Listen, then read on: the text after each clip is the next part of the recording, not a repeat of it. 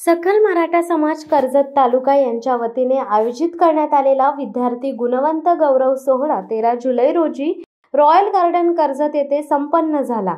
या कार्यक्रमात कर्जत तालुक्यातील 10वी व 12वी परीक्षेत प्रथम 3 क्रमांक पटकावणाऱ्या तब्बल 150 मराठा विद्यार्थ्यांचा सत्कार करण्यात आला। या कार्यक्रमाचे प्रमुख वक्ते व अध्यक्ष नवनाथ घाडगे यांनी आपल्या सखोल आणि प्रभावी मार्गदर्शनाने उपस्थित विद्यार्थी व पालक वर्गाला मंत्रमुग्ध केले।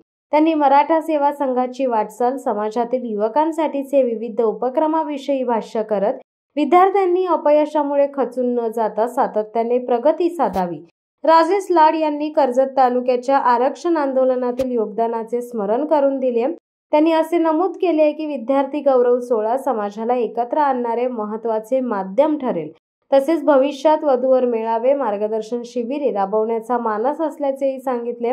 कार्यक्रमाला कर्जत मतदारसंघाचे आमदार महेंद्र थोरवे, राज्य मराठा समन्वयक विनोद साबळे तसेच सुनील पाटील, मंगेश दळवी, गणेश कडू हे देखील उपस्थित होते।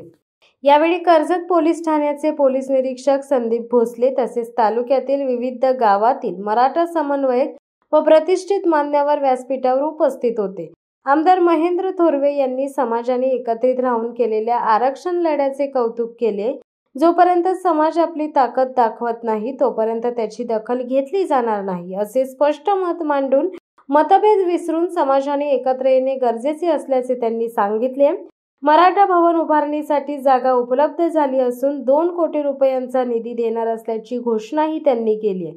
राज्य समन्वयक विनोद साबळे यांनी कर्जत हा आमचा बालेकिल्ला असल्याचे अभिमानाने सांगितले। त्यांनी आमदार थोरवे यांना विधानसभेत आरक्षणाची मागणी ठामपणे मांडण्याचे आवाहन केले।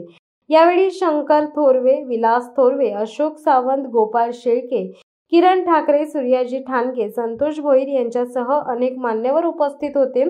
संपूर्ण कार्यक्रमाचे नेटके व प्रभावी सूत्रसंचालन अक्षय तिखंडे यांनी केले, तर आभार प्रदर्शन अनिल भोसले यांनी केले।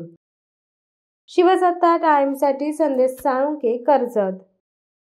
दे धडक बेधडक वृत्त देणाऱ्या आपल्या शिवसत्ता टाइम्स न्यूज चॅनलला लाल बटन दाबून सबस्क्राईब करा आणि बेल आयकॉनला क्लिक करायला विसरू नका।